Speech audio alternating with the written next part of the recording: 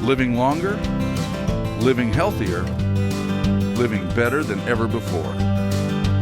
Welcome to Mountain Pacific's Healthy Living for Life, a weekly series that gives you the information, education, and expert insight you need to become an active participant in today's ever-changing healthcare climate. Here now is today's program host. Numbering 52 million, people living with disabilities are the largest minority in America, accounting for 19% of the country's population. Chances are you are related to someone, have a friend, or know someone living with a disability. Perhaps you live with a disability yourself.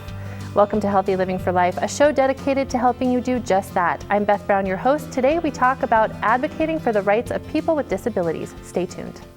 We're joined now by Cassandra Story, who is here to talk about her experiences living with a disability. Thanks so much for being with us today. Thank you for having me. So can you start out by just telling us about your disability and how it happened? You weren't born with this, right? No, I wasn't born with my disability.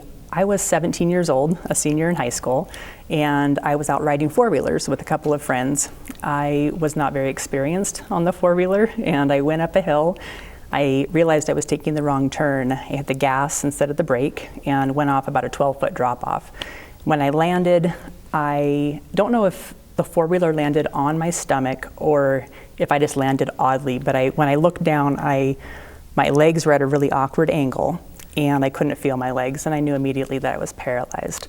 So I went from St. Peter's Hospital. They life flighted me to Harborview in Seattle, where they destabilized my spine. And then I went to University of Washington, which has an amazing program for outpatient therapy or inpatient therapy, where I learned to do all the things that I did before, like cooking, cleaning, driving, interacting with people. But now I did it from a sitting position.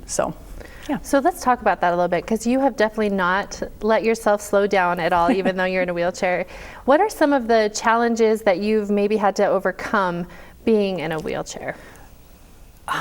Some of the biggest challenges really are finding accessible bathrooms, finding accessible buildings, and parking.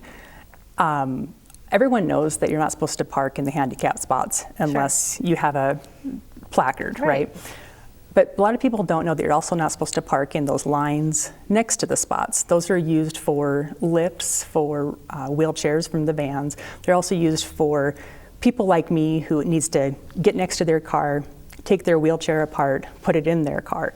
So there's been a lot of times that motorcycles like to park in those little lines, and I would ask that they not do that.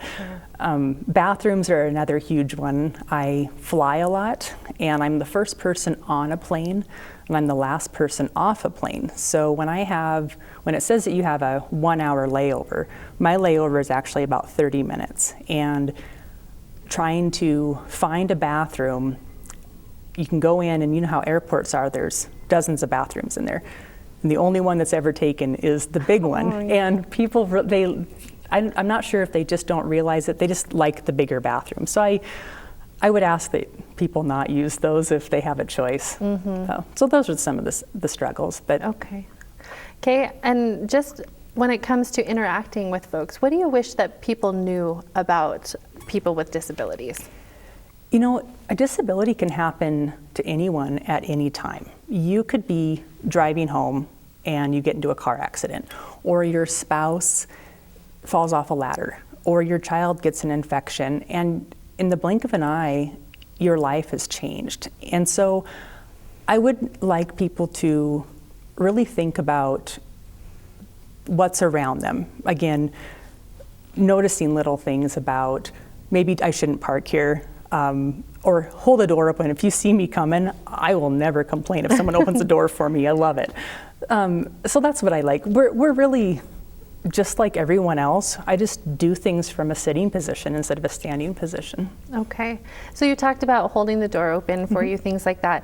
Is there any other advice you would give to the general public when it comes to kind of looking out for or taking care of somebody who has a disability? You know, I don't know about taking care of. There's a lot of things that goes into caretaking that would be different, but I know for me, part of being in a wheelchair is that you're at a lower level. And so when you are in a large group of people, everyone is standing above you.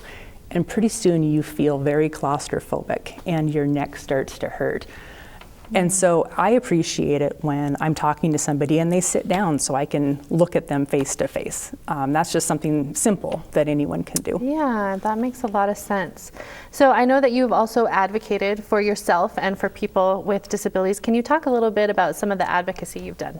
You know, I do little things. I love working with kids. That's what I focused on in my degree in college.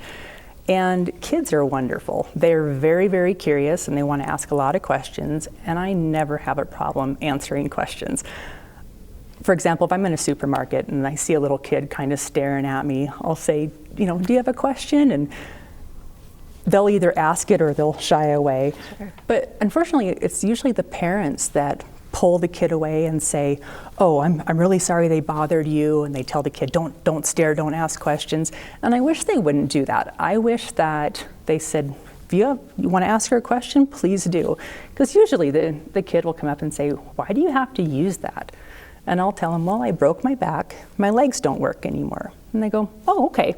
And they run off. And they just want their curiosity satisfied. And I think adults have that same thing, but they've been conditioned to not ask questions. And I can only speak for myself, but I have no problem answering questions. So one of the things I did, I worked in college. One of my internships was with Head Start, and the kids there were hilarious. They had question and answer time. They wanted to know, how do you drive and how do you do this? And so I would show them how I took my chair apart, how I got into the car, all this stuff. And then one of them asked me, well, how do you sleep?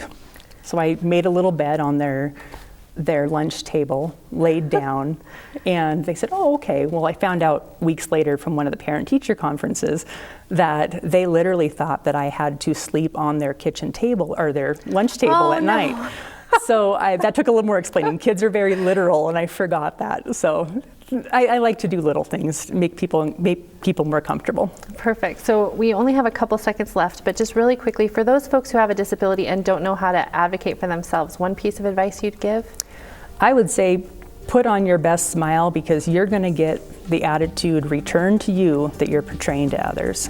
That's perfect. Thank you, Cassandra, so You're much welcome. for being here. Thank you. We need to pause here for a short break, but coming up next, much has been done to fight for the rights of people living with disabilities. We're going to learn all about that right after this. Don't go away.